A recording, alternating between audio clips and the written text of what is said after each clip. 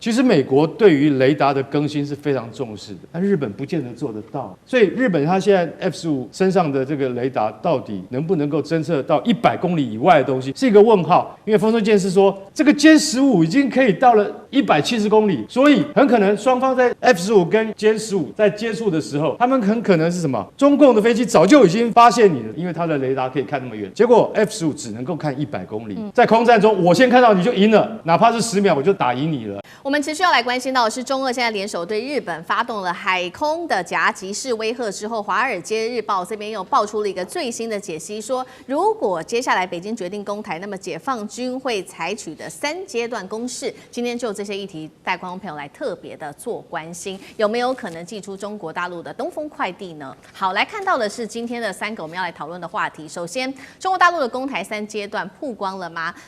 包括了东风17跟东风26被视为是可能会来使用的武器，组成多轨机高超音速的导弹羽，美日防空能够撑住第一波的打击吗？第二件事情是昨天的一个最新的新闻，是日本打造的飞弹群岛要来对抗包括了中国大陆跟俄罗斯吗？在这边建的160座的岛屿全部都给它武装化，是第一岛链的新盾牌，还是可能成为这个北京东风飞弹的固定箭靶呢？最后，我们今天也会来关心到的是，大陆当时歼15不是视距外锁定了 F-15吗？当时去查了一下，到底怎么一回事？那确实现在看起来，日本的战机还没有看到敌人，就已经被瞄准了30分钟。空优现在是属于在解放军这边的胜过日本吗？今天都会就这些议题来一起做关心。我们赶快看到，如果这是《华尔街日报》报道的，他说，如果北京决定攻台，解放军会采取的3阶段攻势当中，因为它有3个阶段，但是我们今天会特别讨论到的其中一个阶段，就是他提到说，中国会对日本还有关岛等第一岛链的军队发动来自于飞弹的一个攻势哦。那么其实呢，麻省理工的专家这边也特别做了一些解读，他说中国的飞弹有一些优势，包括不仅是数量很多，而且种类非常的多。美军的防御系统呀，要小心来应对了，因为它的飞弹有不同的轨迹、不同的方向、速度跟类型等等。第一波还可能会遭遇到北京的东风17，而且最致命、该担心的就是来自于东风26飞弹的一场攻击。好，节目一开始要请教舰长怎么看了这些飞弹攻击到底有多难应付？东风17跟东风26刚刚提到的2款飞弹，为何会在这个时候被媒体特别点名？舰长怎么看？首先我要说，我这一辈子就是军人嘛，就在研究解放军。那最近我觉得两岸局势越来越紧张，所以我现在花了很大的精神在研究两岸如果打起来会怎么样。那我今天听到这个《华尔街日报》这个，我跟你讲，他的话绝对不要信。如果未来的武统是这个样子，我保证你不会打。为什么？北京不会这么笨，还先去打日本，还先去打美国，这个他傻瓜他。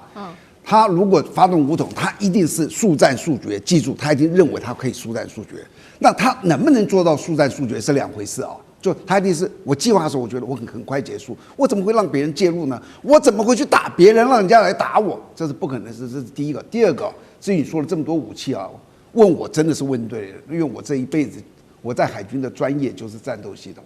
那很多的时候，你有没有听到说这各种的飞弹的射程，比如说拦截率是70%啊，千万不要相信军火商这些数字啊。那我跟你讲，异型飞弹的它的70%是怎么来的？因为它研发完毕，这一发飞弹去试射，你知道吧？除了试射它这一个之外，还有对方的飞弹打出来，那一次不晓得花多少钱的。你以为它能够打700发？没有，大概就3发。那他们这个3发打的时候，中2发，是不是它命中率就是66.6666666，四舍五入，他们一定四舍五入不会删掉的，所以就叫做7成，知道了吧？那这个7成呢是怎么打的？我今天在这里，我准备要打这个东西，对不对？我在这里准备好了，我知道开始倒数计时，那里3、2、1发射，哦，在那里发射起来，哦，再过来，我已经知道这样，那过来我再去打它。这个就是一个叫做什么样的？就是我们这次考试，我先把题目给你，啊，回家准备一下啊，这就是这个样子。然后你完毕之后这样打，你认为暂时会这个样子吗？打仗的时候哪里发射，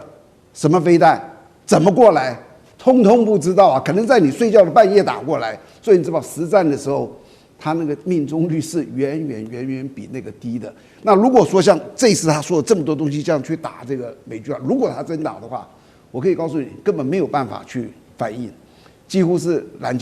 拦截不了。至于他为什么说东风26、东风17，因为这2型飞弹是专门打中距离的。像东风26叫做那个关岛快递，刚好打它。那它是一个从外太空打下来的，最后能够变轨。如果你知道，如果你懂军事、懂这些科技的话，你知道一个变轨就是它几乎打不到了。为什么？所有的拦截就是一个棒球，我这样一丢，棒球你看它上升，你就知道哪里落了嘛。落下来的那里就在那里等着它。可是它如果过程中间有一个鸟或者抓了这个棒球这样子晃一下呢，你就抓不住了，你知道？这就是变轨。那东风17啊，比变轨还厉害，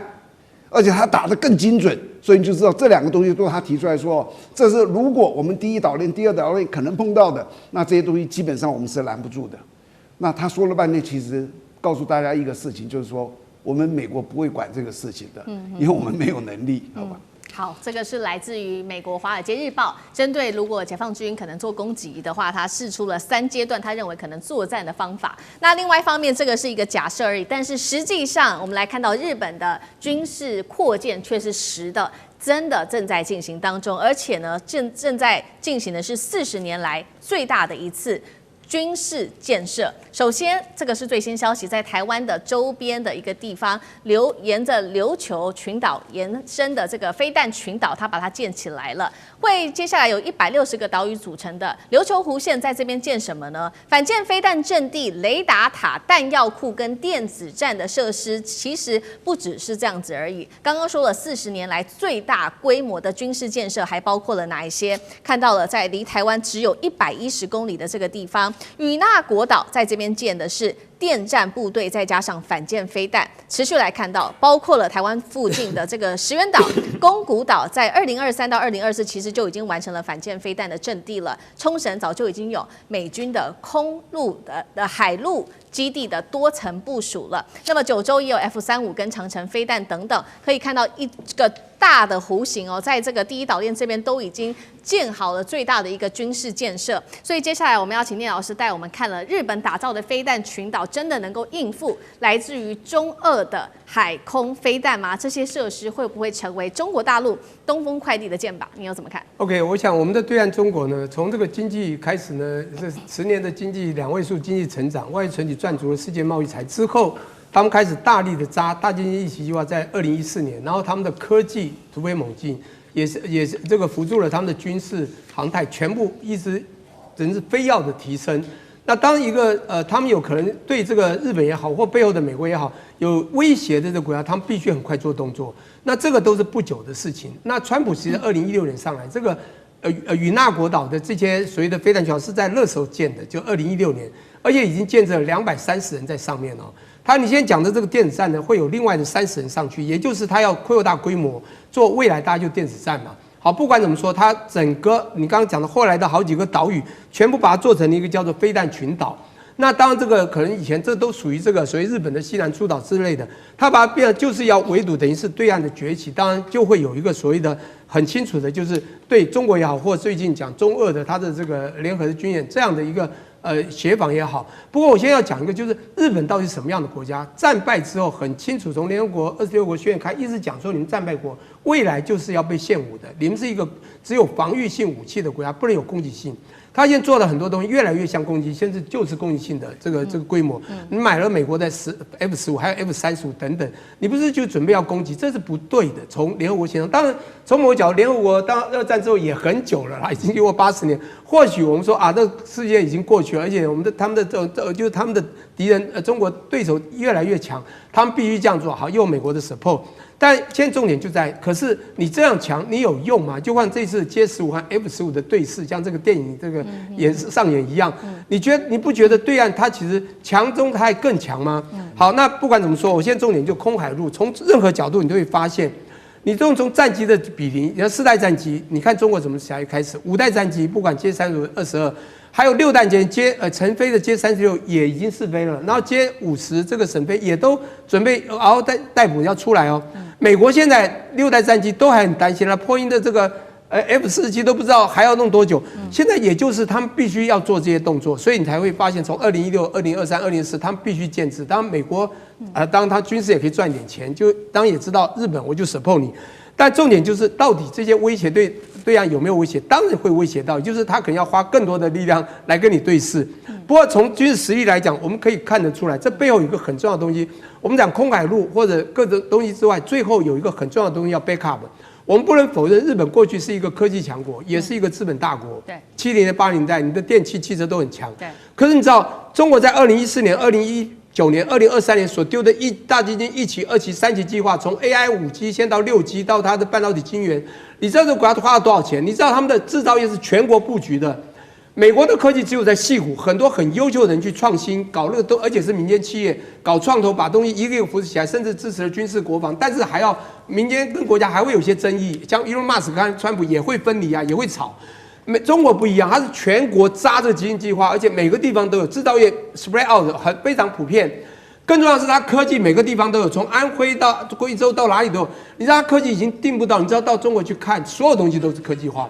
重点是军事实力，未来也是科技。你今天再强，你知道吗？它背后在不管你的飞机的这个性能或者我们看到很多战争都一样，光歼十去打那个阵风，你就知道都是因为他们所有的精准定位。我再讲一下，我很早期就在另外一台讲过一个，就是当时啊，在4、5年前、7、8年前嘛，中国就开始丢东风15，就从青海还有浙江同时一地一时发射，就瞄一个岛屿是。同时定点着落，一时异地发行，这就有后面的这个科学精准。那我先讲我再回想一下，2022年8月2号发生什么事 ？Nancy Pelosi 来台湾，8月9号他们做了什么事？就是6区经验，1、2、3、5、6、7，什么动作？东风15锁定它的点都很准，讲不好它折1点，折2/3等等都打到所有城市了。台湾也没有预警，他们当时就有人讲。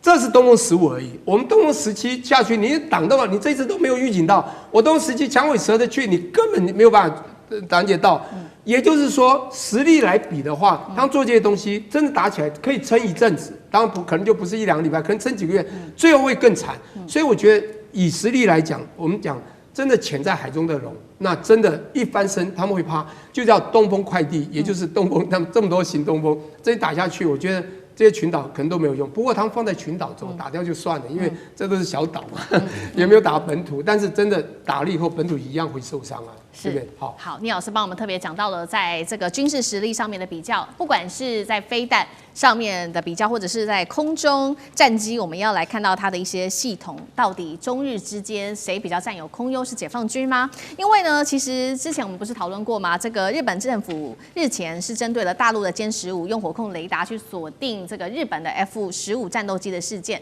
于是他们就讨论，总共是召开了2次记者会，想要知道说，到底是怎么样被锁定的？那是在多远的距离外日本的战机被锁定的？到现在都没有一个结论。但是呢，来自于媒体共同社自己做爆料，他说中国战机啊，他预估可能是在50到100公里外就已经把日本战机给锁死了。他说第一次可能是50公里外锁死日本战机的，那第2次可能是100公里之外。那佳能也这边做了一个分析，他说以歼15雷达探测的距离，他预估是可以达到170公里的。日本自卫队的 F-15的这个探测距离只有100公里。换句话说，结论他认为是非常残酷的。日本战机可能都还没有看到敌人，就已经被大陆锁死达到30分钟了，有没有可能？干哥怎么看？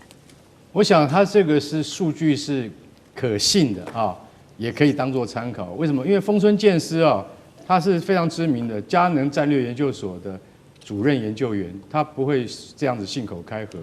而且这次不是由中国方面自己单方的吹嘘，是日本自己的学者讲的话，那你是不是应该要把它当做一个重要的参考呢？丰村健司说，我们不知道哈，当一个1970年末期的设计，讲的就是 F-15战斗机，它仍然是这个在我们现在就是说在世界上面。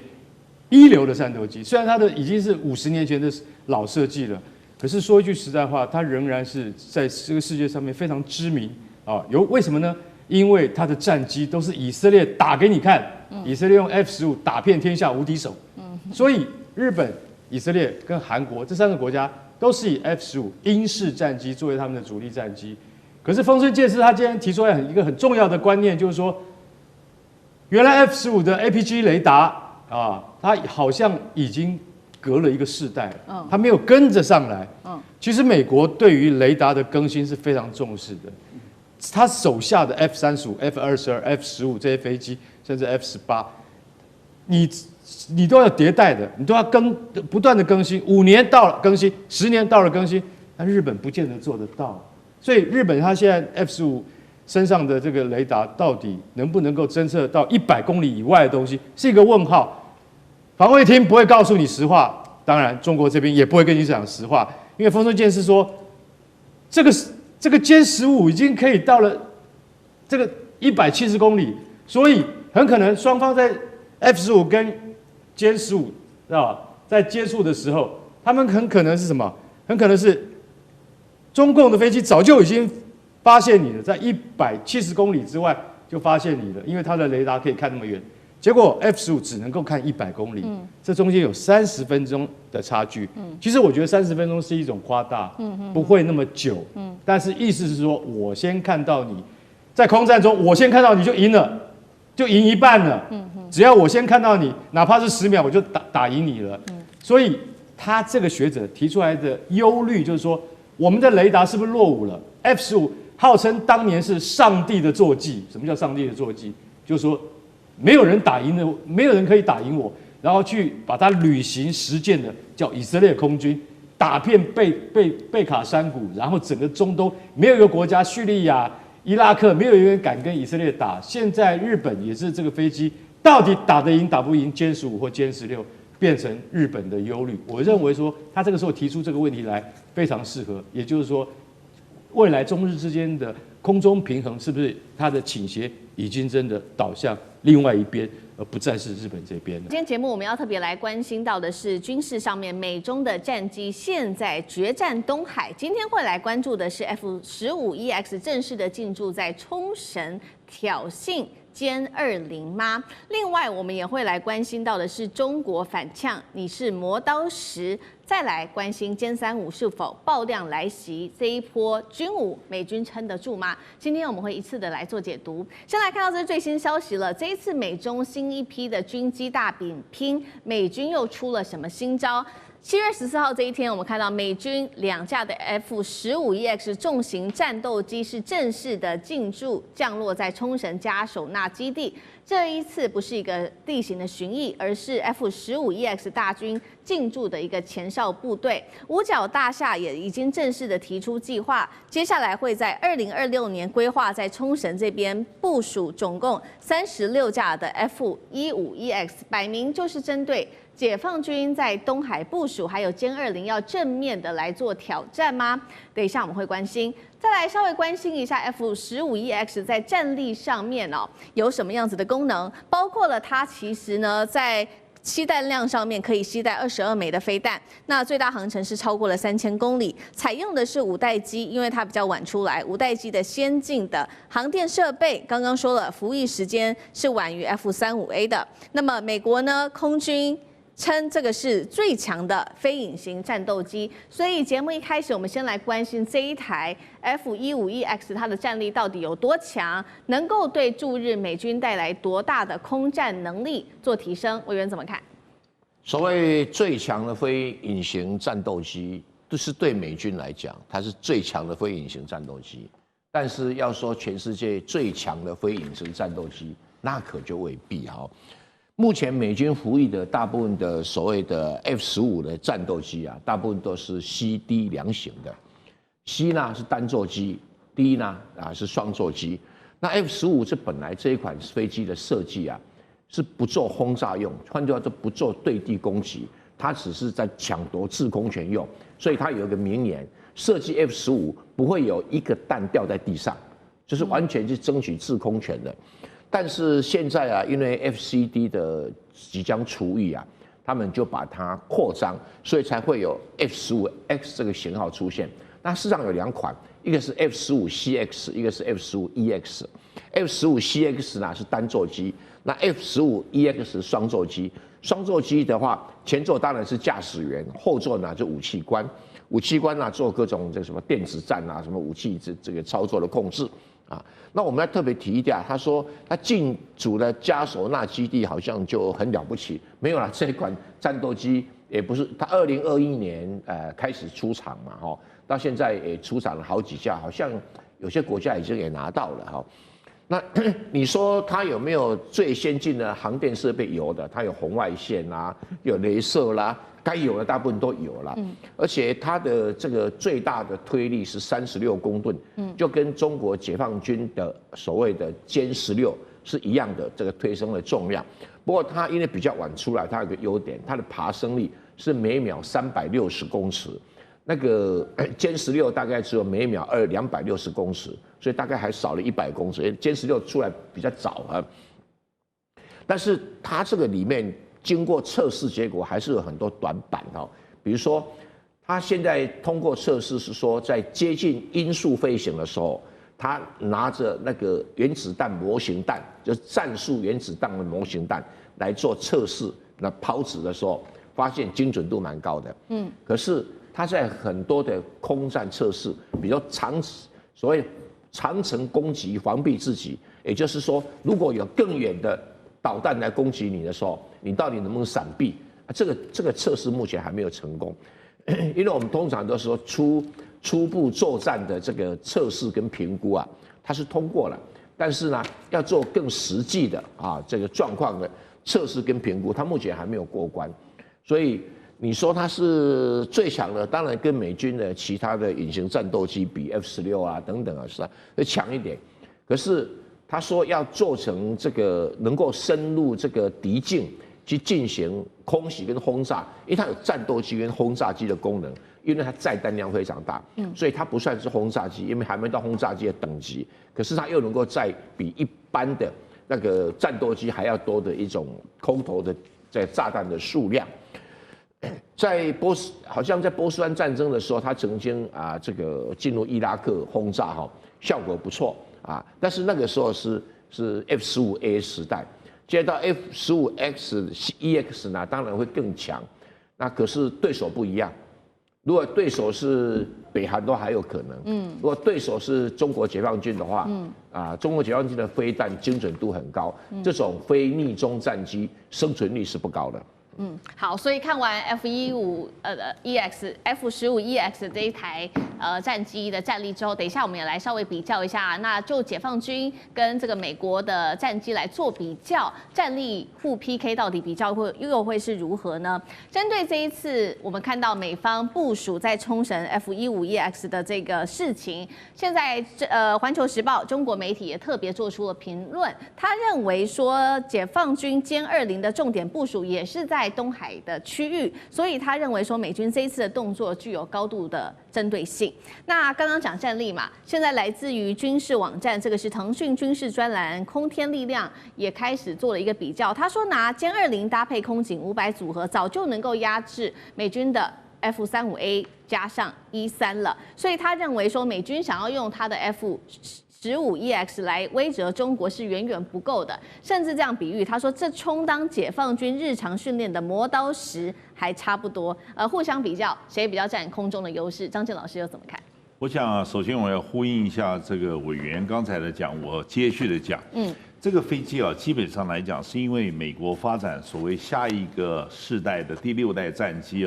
这个并不是进展不是那么顺利，一直到今年的3月21号，它才正式定案变成 F-47。那在目前这样生产的计划，这个生产计划从2019年开始，一直到2021年的4月7号，它才是算是真正的敲定的这个定案。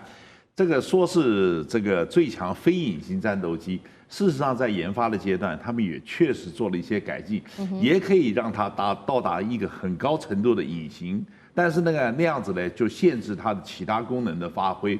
所以我们整体的评价，它是一个电厂的，就是说这个原来要求的这个希望下一个世代第6代没有要到，那现在只有在这边电厂。现在对于它换装感到兴趣最高是美国的这个国民警卫队，空中国民警卫 Air National Guard， 他对这个换装，那真正的就正规空军还有这个就是其他方面的，事实上兴趣没有那么高，因为大家都预见它真正这个发展呢，也就是一个电厂的这个角色。色，所以未来能够就是说它的继续的发展，然后经济的潜能是低的。那至于两边交锋，究竟谁比较占上风？你要看是在你到我家打，还是我到你家打。对，假如要寄望它是能够穿透人家空防，到人家那边摧毁人家的防空系统，压制人家空防。这个可能是稍微这个就是说对于它的寄望稍微高了一点，但是空中的拦防或争取就是相对性的空优，它事实上还是有跟中国大陆的解放军有一搏的空间。但是最重要是，假如是接近中国大陆的话，我们就要另外一个变数，就是不光是空中预警机跟战斗机，就要看那个地面的这个 JY-27A 雷达能不能协助掌握，而且呢，这个经过资料链路交换，然后整个来掌握它。所以说这里头之间还是就是充满很多变数。但是呢，我们今天就讲说上士、中士、下士，它其实并不是美军真正压箱底的上士，大概是中士跟下士这个标准。所以这就是为什么这个就是腾讯网或者说中国大陆那边的媒体可以讲说它只是我们的磨刀石。这个话来讲的是它有它的道理，但是也没有说差到那种地步啊。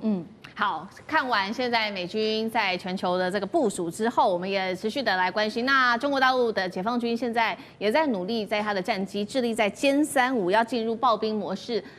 做量产吗？等一下我们来关心。我们来看到是辽宁卫视这边特别做披露的，说沈阳集团正在打造一个是超过27万平方公尺的沈飞航空航天城的一个新厂房，现在面积根据初步了解达到了这个洛马 F35的美国总厂的一个面积哦，那年底预估就可以正式的完工，之后就会投入运作。那么歼35到时候就可以正式的进入了暴兵模式，年产现在也出来了，预估可以突破150架。中航的副总工程师是这样说的：我们要造手机一样造战机，真的有办法吗？歼35正式进入暴兵模式，那可以像是造手机一样的快速吗？老师怎么看？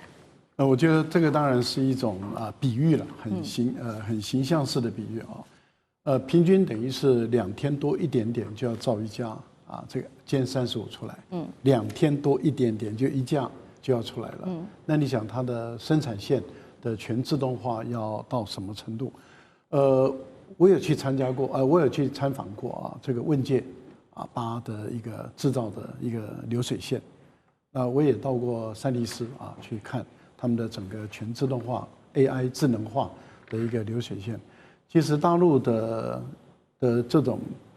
国防工业体系也好，或者是这种汽车工业体系也好，我觉得不是我们台湾一般的朋友可以想象的。他们是把所有的它的代工厂，上下游的代工厂，其实全部都集约化了，也就是他们的厂房之大开车都要1-2个小时就是不是走路，是开车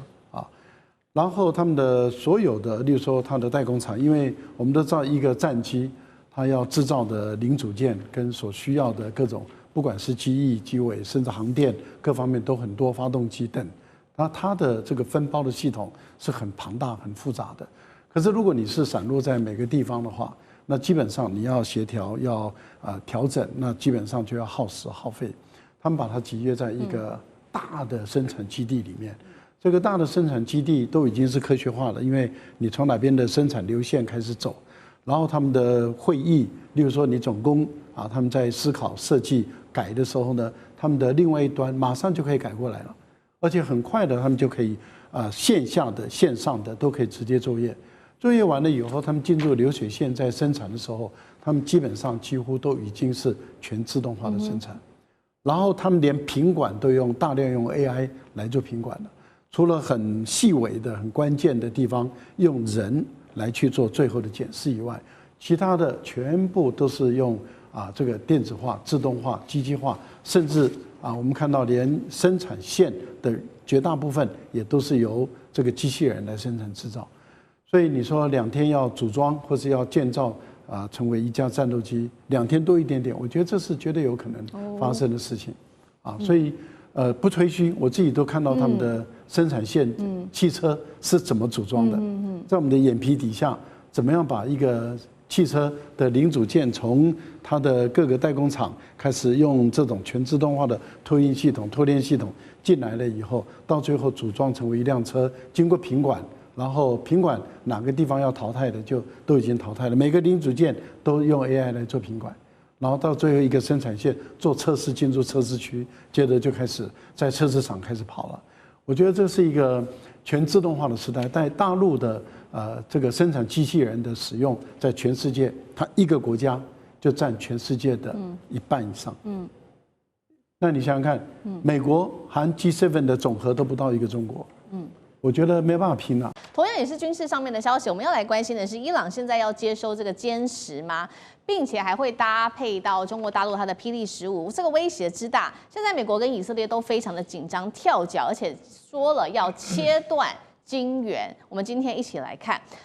伊朗的空军现在是不是真的要脱胎换骨了？因为现在来自于中国大陆的国防部正式的做表态了，他们说呢，愿向友好国家来供应歼10战机。那么来自于伊朗媒体这边也爆料说，目前确实德黑兰跟北京正在交流洽谈当中，有机会可以引进达到40架的歼10，而且重点是还有 AESA 有源相阵雷达。再搭配霹雳15这个远程的空对空导弹这一种高规格的版本，这代表什么？代表说伊朗先前都是用一些老旧的，不管是俄制的米格或者苏凯来凑数，现在直接晋升为可以跟以色列对抗的这种准第5代的战力了。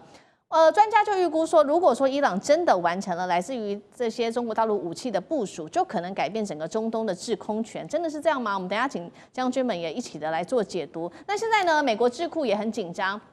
所以美国智库就喊了说，应该要赶快做的动作，包括呼吁说，中国跟伊朗的军事经济链要赶快把它切断，并且放话要封杀中国买伊朗的石油，因为伊朗的石油真的对于伊朗来说是非常的重要的。中国买伊朗的石油、原油的这个成数大概达到90%哦。那么伊朗它军事预算当中有1半其实都是来自于石油跟天然气的收益，它才能去发展它的现代化军事武器。所以节目一开始赶快请教张将军怎么看这一次的歼10搭配刚刚讲的嘛，这个雷达跟霹雳15到底有多大的战力？美国智库是真的感到害怕了吗？那接下来美国说要对中国制裁，中国大陆会不会缩手呢？张将军怎么看？我认为伊朗要去克服的，我认为还有3个关键的因素，他要去解决。第一个，他买了40架这个歼10，数量对伊朗来说是太少了。你40辆就1个连队而已啊，就1个连队，这1个连队里面只有2个中队，1个中队20架，2个中队40架。伊朗那么大，164万多平方公里，结果你在40架歼10，你可能说聊胜于无啦，但是我认为你自己散出去你就知道，你要分散部署吗？你40架已经不要分散部署了，你就分2个好了，一个基地20架，你也只能这个样啊，你不可能5架，那怎么维护啊？所以他没有办法，没有分散部署的问题，它数量太少。伊朗太穷了，国土面积太大了，40架一撒下去根本没有根本，那只能讲聊胜于无。我讲的数量问题。第二件事情，训练问题，他能不能训练？这个训练出来成军的话，真正有作战力啊。一个我们讲的一个飞行员，从基本飞行到高级飞行，喷射机，然后再到歼10C，真正完成战斗之后，变成一个组合训练，没有3年5年下不来，你飞机还没拿到嘞。你现在是要做这个训练，所以这个是5年后的事情。5年后的空权发展是怎么样？都日新月异 ，AI 都出来了。现在都是1架歼击机出去外面带3架，最多可以带6架无人机做中程僚机。现在已经朝这个方面去搭配，伊朗还没有。另外一个不要忘了，它只是一个战斗机飞行完训了。那现在不要忘了，伊朗没有空中预警机，没有空中预警，你战斗机上来的时候谁来管？地面管制站，地面雷达管制，你雷达管制那还是传统。那现在已经变成系统化、组合化的作战，伊朗在这方面根本跟不住。问题出在这个地方，你看看这个方方面面，伊朗有没有准备？根本没有准备。另外，现在以色列针对伊朗，摩萨德会针对伊朗做情报收集，这些歼10C它的电磁频谱、雷达参数、电站参数是什么？这个摩萨德在收集，所以将来打仗打空战，将来打仗的时候啊，打电站那就出来了。为什么？以色列在搞这些。另外，我们来看。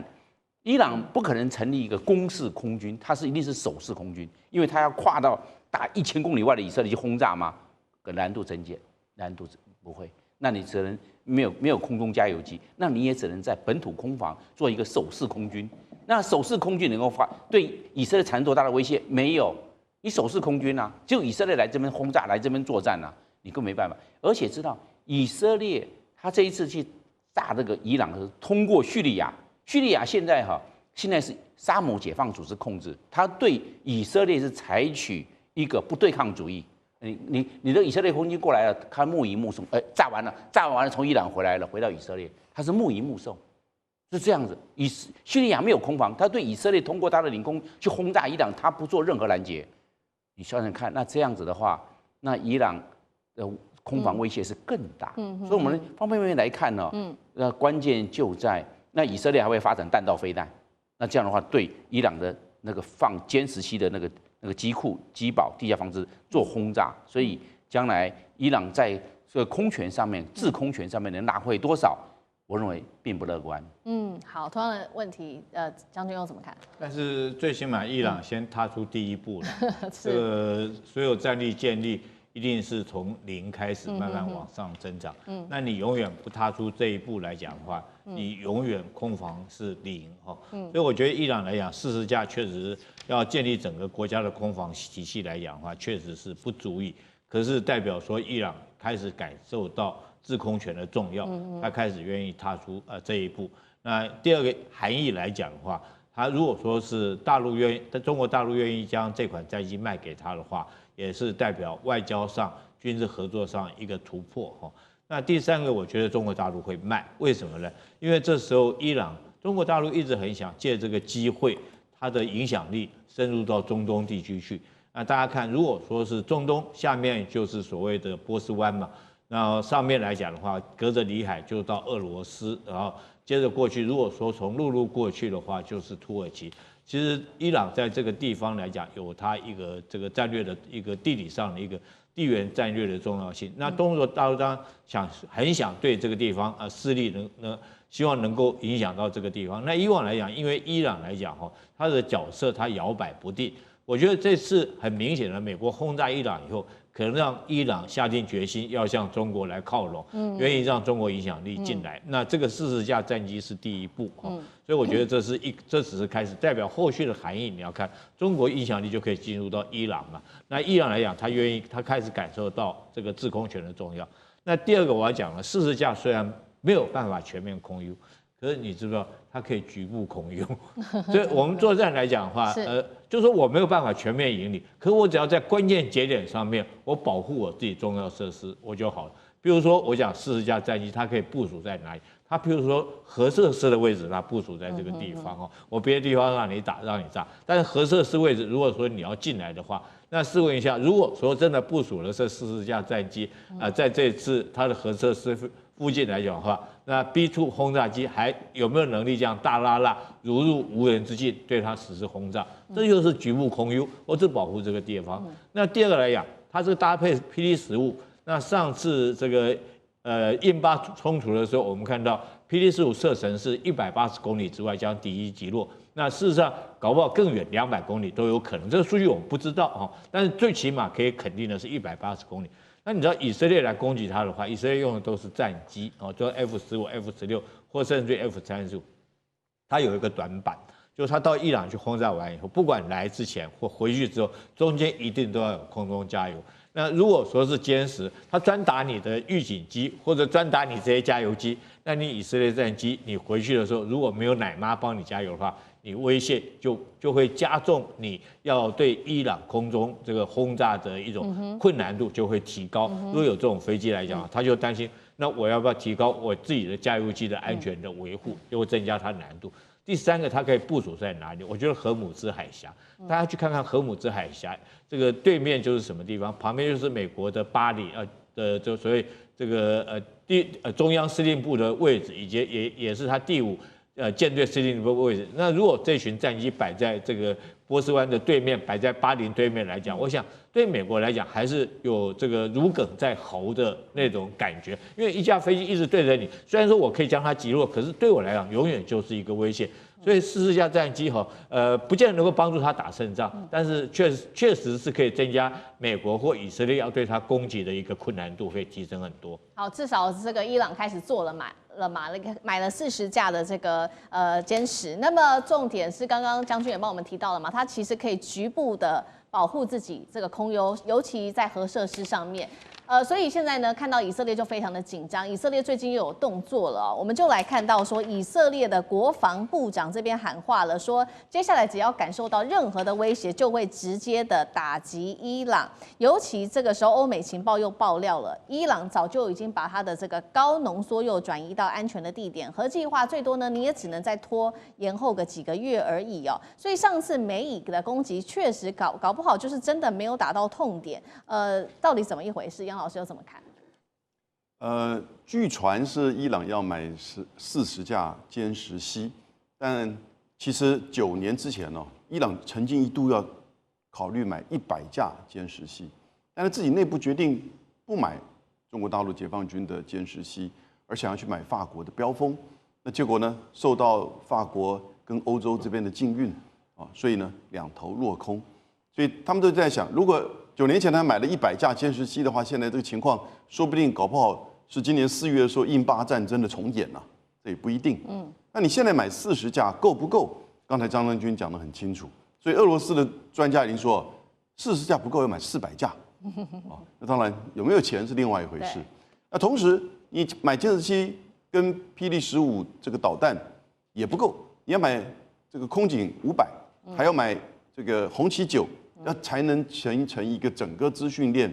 的这个防御，而且就是针对关键的未来核武设施。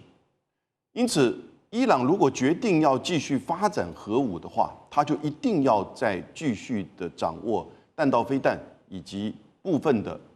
就是防卫性的制空权，它一定要这么做，不然军马会完全的重演。那但是以色列当然就知道啊。在你达成建军，然后呢进一步的制造核武器之前，它就会不断的轰炸。那问题是你能够不断的轰炸吗？因为以色列在那个12天战争当中遭受到伊朗的弹道攻击，也是全国的受创很深呐。因此，他还能再重演这样的一个剧码，美国还会再帮他用 B2 去炸伊朗的任何的地方吗？所以这个都我觉得可行性不至于完全的重演。可是呢，这2个国家现在就不断的就是觉得自己本身的安全受到威胁。伊朗没有别的路好走，除非你愿意革命，然后完全的跟西方和解，否则的话，你就一定要建构你自己本身的防卫性军事的能力。弹道飞弹部分的这个制空权，那歼十 C 经过政验，然后呢9年前已经要准备买，跟中国大陆关系也有这个原油的关系，那也有这样大陆愿意出售，就是这个可能性。我觉得可能性其实是存在，但需要一步一步来。只是过程当中如何去避免以色列持续的轰炸，而使得你的一切到后来完全落空，这是可能必须要考量的。好，我们来看到海上，最新消息是大陆的第3艘航母，也就是他们的第1艘电磁弹射的航母福建舰，现在要正式的成军了吗？今天我们会就几个迹象来一起做解读。我们先来看到，现在在网络上面已经有多个来自于这个中国大陆军事微博上面的一些放话，说福建舰会在7月，时间都定出来了，7月24号这一天来正式的交付海军。那当然，这消息现在虽然是出来了，但是官方还没有证实这一项消息是不是真的。但是我们看到军事圈已经有非常多的讨论了，其中一个我们来看到是讨论的是来自于新浪微博的军事大 V， 这个是三叔的装备空间贴文说，时间定了，确实就是在7月24号。他说福建舰要交付入役了吗？有没有哪位高人可以来帮忙算算这是不是个黄道吉日呢？并且也有一张图片贴出来说，福建舰入役时间就是在7月24号。那其实距离现在7月24号只剩下1周了，真的有办法出来吗？那海事现在可以说几乎全部完成了吗？张震老师怎么看？其实啊，拆这个黄道吉日啊，已经拆过好多回了。曾经拆过7.1配合党庆，8.1配合建军，9.3配合这个就是抗战80周年，这个很多的日期啊出来。这个哪一个是啊黄道吉日？真正啊登场的那一天就会是黄道吉日。但是呢，我是觉得就是说我们大家啊要了解，发展这个航舰的兵力啊，必须手拉手、齐步走，大家齐头并进。大家只看到船，但是啊，跟它配套的啊，就是解放军海军的舰载机航空部队啊。到目前为止，我们只是非常确定知道第一师那是跟辽宁舰啊搭配了，它在这个河北新城，然后第2师呢是在这个海南的陵水，那是跟山东舰啊搭配的。那现在呢，这个第3个师在哪儿？到目前为止只有一个独立第4团在宁波江北的庄桥的这个航空基地啊，在那边有。但是第4团到底啊，它的整个成军配备以及这个战机有没有拨发这些，以及它有没有跟着这个辽宁舰啊慢慢组建成军的过程中就是同步前进，到目前并看不出来。所以我觉得7月24号几率并不是那么高。另外我还要提醒，除了舰载机部队有没有齐头并进，另外还有一个就是到现在为止这个你要有航母，你也要有巢啊，也要有基地啊。到目前为止，只有北方古镇口一个基地，然后在南方在这个就是亚龙湾那边有一个基地。那第3个基地在哪？现在一直谣传说是在这个舟山群岛会寻找一个适当的地方开辟另外一个基地。我认为那个可能性存在的，但是呢，我们要记起来，中国大陆其实海军从历史上学了非常非常惨痛的教训。我们不要忘记这个当年的威海战役跟日本的时候，威海卫的保卫战是严重惨败。所以呢，他当时陆上配套的陆军炮台完全被日本人派了陆军登陆上来打下来。所以他们不会让历史的错误再犯。所以他无论挑哪一个基地，必然是防空、陆上的暗防等等完全会配套才好。我觉得大家观察他的航舰建军的进程，应该从这个角度更深层的去思考才对。所以7月24号这天是不是真的可能这个交付成军？那观察的指标重点刚刚也提到非常多了嘛。那包括整个基地呀，准备好了没，或者是整个上面的舰载机。那我们特别来提一下舰载机，因为其实在这个6月份的时候就已经有媒体曝光了，说上头的舰载机，包括它的海基版的歼35跟它的陆基版的歼35A 都已经亮相，而且疑似这个同样也是疑似这个是他说已经批量列装了。那如果这个是真的话，代表它会成为继美国之后全球第2个同时拥有2个第5代舰载机的航母，而且是可以上舰打海战的国家——中国大陆。代表说已经逐渐的追上美国了吗？委员怎么解读？中国大陆的海军发展几乎就是他们建军的一个很重要的重点你看它不断的建造新舰，不断的建造各型的这些军舰，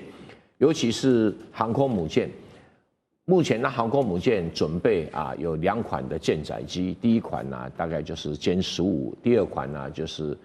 所谓歼35的2款的这个战舰载机。但是这样的一个配备里面最重点大家注目就是歼35是逆中战机所以有逆中战机，也有这个一般第4代的战机。目前的舰载机里面只有中国跟美国有，那其他国家基本上是没有不管是英国、日本、法国、俄罗斯都没有做到这个条件。所以我们可以判断一个，就是说航空母舰基本配备的战力，中国是逐渐的逼近美国的水准。当然你说会不会追上跟超越，我认为还要再观察一段时间。为什么要观察？因为中国的航空母舰的舰队是比较新很多性能也比较强，有新的设计、新的观念，比如全电推进动力。但是有一个比较要考量，就是说任何一个舰队的成长是需要时间的，它要不断的演习、指挥、调度、作战不断演习。美国的这个航空母舰虽然大家批评说它这个落产那个落产，但是它经过了演习的次数是比中国大陆这种新成军的演习的次数，在各种状况里面的模拟演练是高很多，经验也比较丰富。所以从这一点来看的话，中国大陆还有很多要加油的地方啊。再来就是说护航舰队。护航舰队啊，中国大陆的万吨大驱基本上跟美国的驱逐舰有过之而无不及哈。但是护航的潜水艇，在中国大陆的攻击性潜水艇跟美国比，似乎在质跟量方面啊，还稍微逊色一点哦。所以我们在评估航空母舰的作战能量，是要把整个舰队全部考虑进去，这样比较合理。所以我们会做出一个判断，说它是已经追上来，但是还没有追过去，也还没有追平齐，这可能是比较合理的评估。好，刚刚看的其实都是有人的航母。那如果是我们来看一下，无人机航母现在进度又如何了？因为现在有一个最新来自于大陆的进度是07627攻击舰四川舰，是不是即将要海试了？因为这个最大亮点，大家都知道它有这个电磁弹射轨道。那现在在画面上我们可以看到有一些舰徽已经开始透距了，因为看到在它的甲板上都是满满的这种攻击11无人机，那代表中国即将进入无人机航母的时代了。那我们也来看一下它的战力。如果是四川舰的电磁弹射搭配攻击11无人机，能够发挥多大的战力呢？老师又怎么看？这个战力当然不容小觑了啊，因为你想想看，这个直升机的航母搭配无人机，它的吨位就跟一个戴高乐号的航母就差不多了。戴高乐号大概4万吨嘛，对啊，那你想这样的一个直升机的航母就是4万吨了。那法国却是属于舰载机了啊，它的吨位大，就代表它的作战能力容量大，而且它可以搭载40架的各类型的直升机。这个直升机不要小看啊，直升机如果说经过这个船坞啊，它把它推到离台湾越来越近，或是到菲律宾，或是到日本比较近的地方。它有40架的各类型的直升机，有通用的直升机可以作为空降用的这个陆战队所使用的，然后也可以作为这个运人员甚至突袭所使用的。它有这个像阿帕奇的攻击直升机，它甚至有直升机的预警机。这个它形成的这种低空的这种作战网络，那就很强大了。再搭配这个您刚刚讲的2个这个电磁弹射，它就可以把这个很重量很大的这个无人机，也就是攻击11的无人机，因为攻击11无人机它的载弹量比较大，它的作战半径比较长，它可以达到大概4000公里左右的作战半径。它飞比较慢，但是问题就在于它隐身效果很好，它做突穿，然后它本身有4枚的炸弹，它可以用炸的，它还有1枚重型炸弹，它可以用炸的。它的舱门，它炸完了以后，它把它舱门打出来，它还有卫星制导的炸弹，所以它不但可以作为攻击用，也可以作为轰炸用，这种2用型的这种无人机，你想想看，然后飞行的距离又长，滞空的时间又长，它穿透进来，破坏你的这些防空的导弹系统，它的作战能力就很大了。所以，更何况这样的一个舰载机以外，它本身还有2个这个气垫船的船坞登陆舰，所以它不但可以用空中把这个特战部队放下来，它还可以从海上把这种特种部队把它放进来，这个作战能力当然很强。所以我个人认为，为什么全世界都在高度关注这个四川舰它的成型，是因为它是全世界第一艘，也就是它第一艘用电子弹射把无人机弹射出来，美国到现在还没有。那美国现在的造舰能力弱，所以美国会焦虑、会紧张，因为他们过去他们认为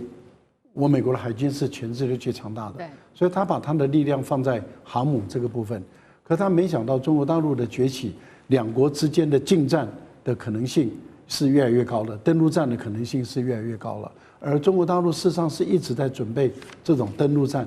那这个对于美国来讲的话，过去他所没有想过的战法，现在在中国大陆已经出现了。所以美国现在的焦虑跟压力就来。呼应一下这个我们赖学长，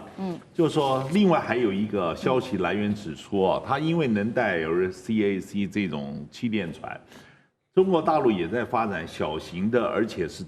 地表地效飞行器，所以将来它还可能从后面去释放地效那个飞行器，地效，就是像那种贴的那个贴的地效飞里海怪物，里海怪物，对，所以将来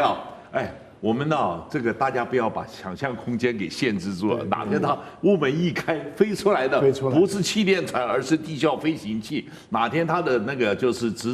升降甲板伸出来的是地效飞行器，然后又弹射出去，这些都是可能的。所以这个我们呢要把这个想象空间啊，这个留下来。这个四川舰的设计啊，留下了太多你可以想象的环境。